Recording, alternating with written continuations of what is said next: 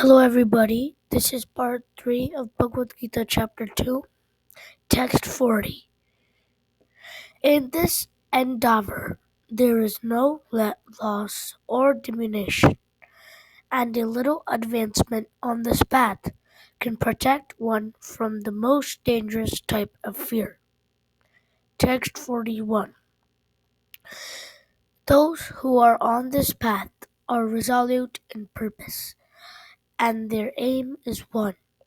O beloved child of the Kurus, the intelligence of those who are irresolute is many-branched.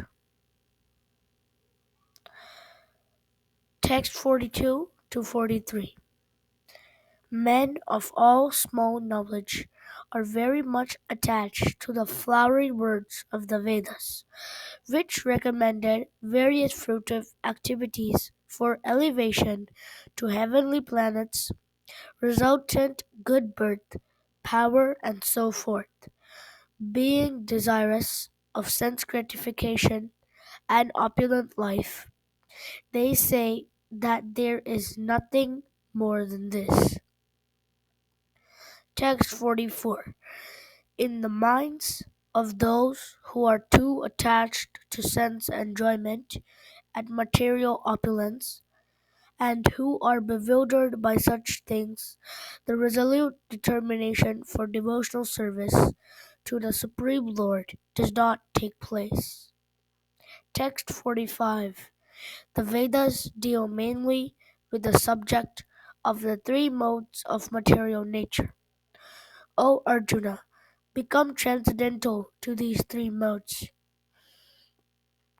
Be free from all dualities and from all anxieties for gain and safety, and be established in the self. Text 46. All purposes served by a small well can at once be served by a great reservoir of water.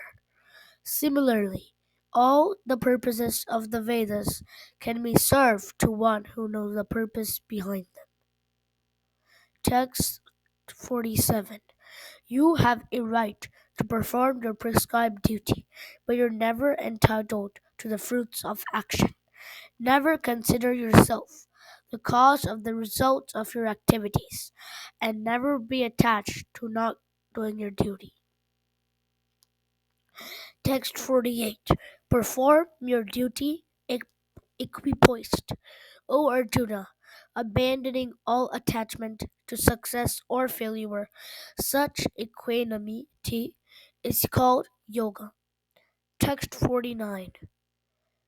O Dhananjaya, keep all abominable activities far distant by devotional service, and in that consciousness surrender unto the Lord.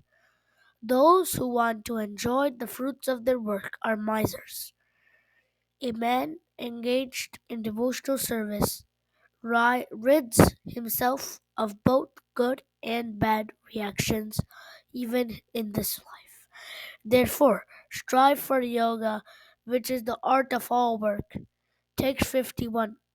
By thus engaging devotional service to the Lord, great sages or devotees free themselves from the results of work in the material world. In this way, they become free from the cycle of birth and death and attain the state beyond all miseries by going back to Godhead. Text 52. When your intelligence has passed out of the dense forest of delusion, you shall become indifferent to all that has been heard and all that is to be heard.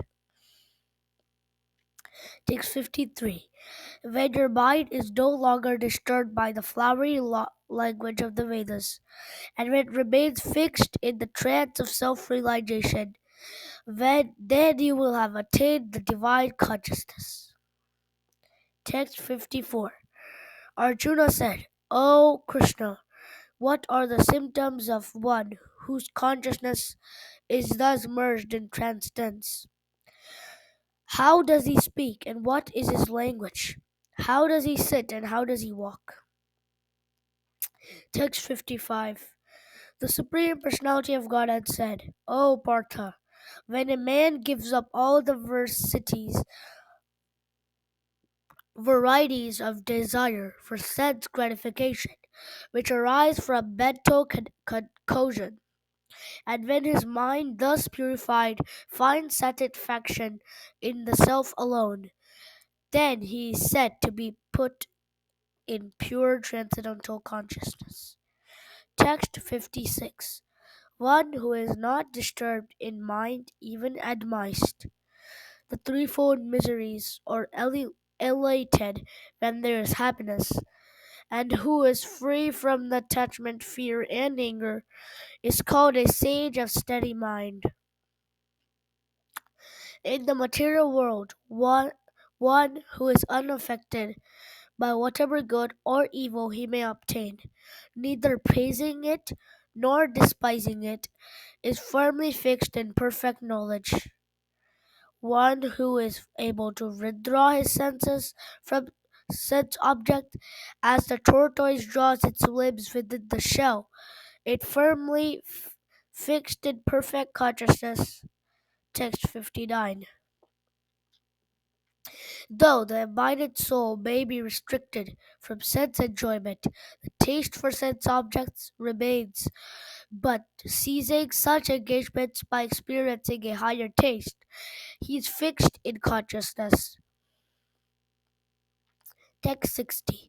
The senses are so strong and impetuous, O Arjuna, that they forcibly carry away the mind, even of a man of discrimination who is endeavoring to control them.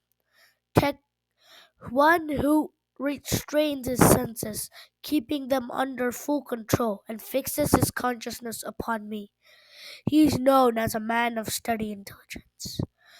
While contemplating the objects of the senses, a person develops attachments for them, and from such attachment, lust develops, and from lust, anger arises.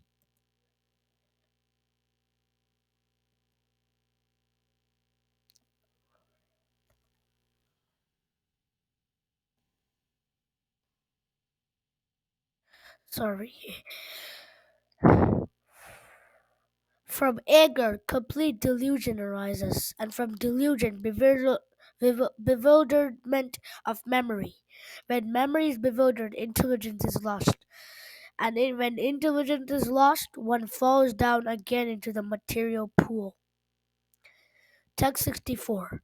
But a person free from all attachment and aversion and able to control his senses through like regulative principles of freedom can obtain the complete mercy of the Lord. Text 65. For one thus satisfied in Krishna consciousness, the threefold miseries of the existence exist no longer. In such satisfied consciousness, one's intelligence is soon well established.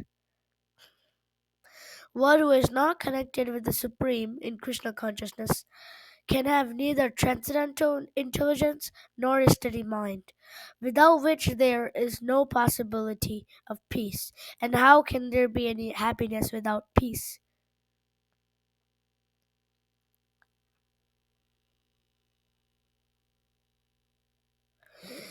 As a strong wind sweeps away a boat on the water, even one of the roaming senses on which the mind focuses can carry away a man's intelligence. Therefore, O mighty armed, one whose senses are restrained from their objects is certainly of steady intelligence. What is night for all beings is the time of awakening for the self controlled, and the time of awakening for all beings is night, an introspective sage. A person who is not disturbed by the incessant flow of desires that enter like rivers into the ocean,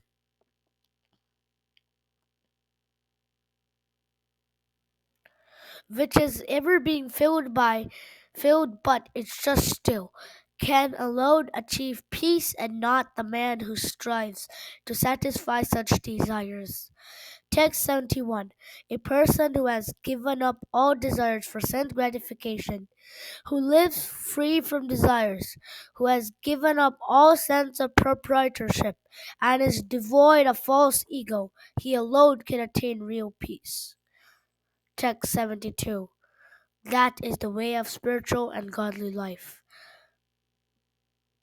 after attaining which a man is not bewildered. If one is thus situated, even at the hour of death, one can enter into the kingdom of God. This is the end. This is the end of Bhagavad-gita chapter 2, part 3. The whole chapter is over. Subscribe to our channel, like our videos, and I just wanted to show you something. Watch more of our videos on... Oh, let me just open Google and then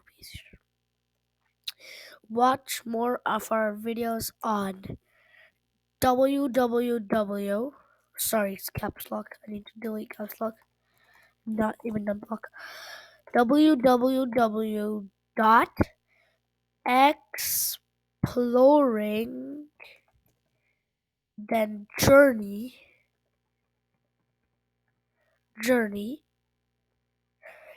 dot com. I'm gonna go click enter.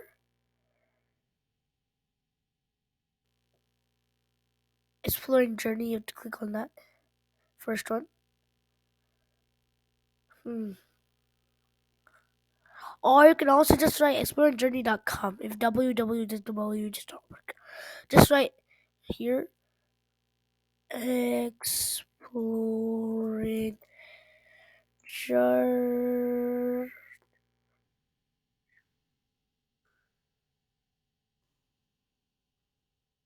Click enter. This site will come up. Can you see it? Yes, this site. And so here you can see my short stories, the short stories and other short stories, and then like read exploring books, and then you can find all types of books here. And then if you want to do anywhere, like if you want to read this story, then click on read more on my website, and then it should pop. It should load again, and said read exploring Washington D.C. city free book, because all our books are free. So you have to read this. Hello, friends. Today we're going to read a book related to Washington D.C. We will go through a lot of fun facts and tourist places from this book. You may read this book with me in two ways. If access below PDF link, read by yourself. Also, you may watch my video reading this book with me and read along with me. Without any delay, let's start reading it now. Yeah, so you can read alone in the PDF here. Just zoom in closerly. See, I just sorry. Yeah, you can open the PDF, or if you go more down, you'll see my video of me reading it.